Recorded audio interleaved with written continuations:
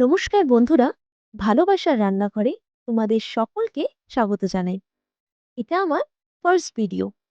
আমি তোমাদের সাথে পাটালি গুড়ের পায়েস কিভাবে বানাতে হয় সেই রেসিপি শেয়ার করছি। আশা করি তোমাদের ভীষণ ভালো লাগবে।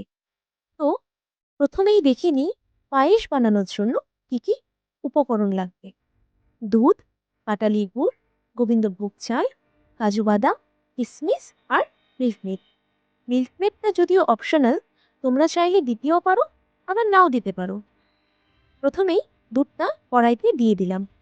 এরপর দুধটাকে কিন্তু কন্টিনিউয়াসলি নাড়তে হবে, তা না হলে কিন্তু দুধটা লেগে যেতে পারে।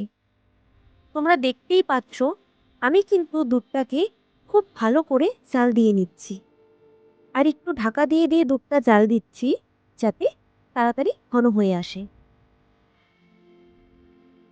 দুধটা অনেকটাই ঘন হয়ে এসেছে। এবারে আমি ভিজিয়ে রাখা গোবিন্দভোগ চালটা দিয়ে দিচ্ছি।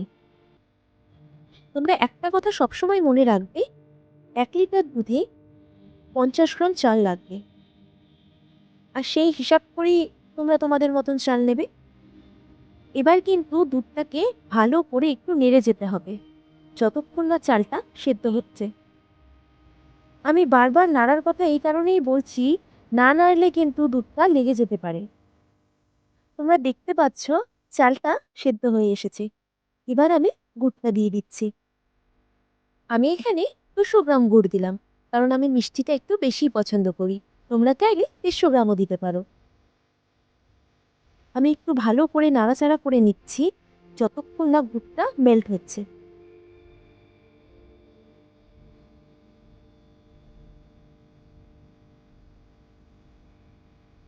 এবার আমি মিল্কমেডটা দিয়ে দিলাম।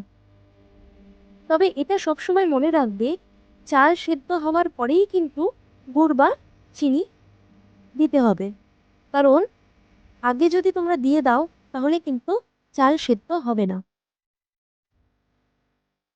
সব শেষে কাজু বাদাম কিশমিশগুলো দিয়ে দিলাম। এবার ভালো করে একটু নেড়ে নেব, আর কিছুক্ষণ রেখে পায়েসটা ফুটে এলে নামিয়ে দেব। পায়েস কিন্তু তোমরা অনেকে অনেক রকমভাবে খেয়েছো, তবে একবার তোমরা এইভাবে বানিয়ে দেখো, আমি কথা দিচ্ছি অসাধারণ লাগবে। তো ফাইনালি পায়েস আমাদের রেডি। দেখতেই পাচ্ছ একদম অথেন্টিক পাটালি গুড়ের পায়েস হয়েছে। এই ধরনের আরো সুন্দর সুন্দর ভিডিও পেতে ভালোবাসার রান্নাঘরকে ফলো এবং সাবস্ক্রাইব করতে ভুলো না কিন্তু। আর অবশ্যই কমেন্ট করে জানিও তোমাদের কেমন লাগলো।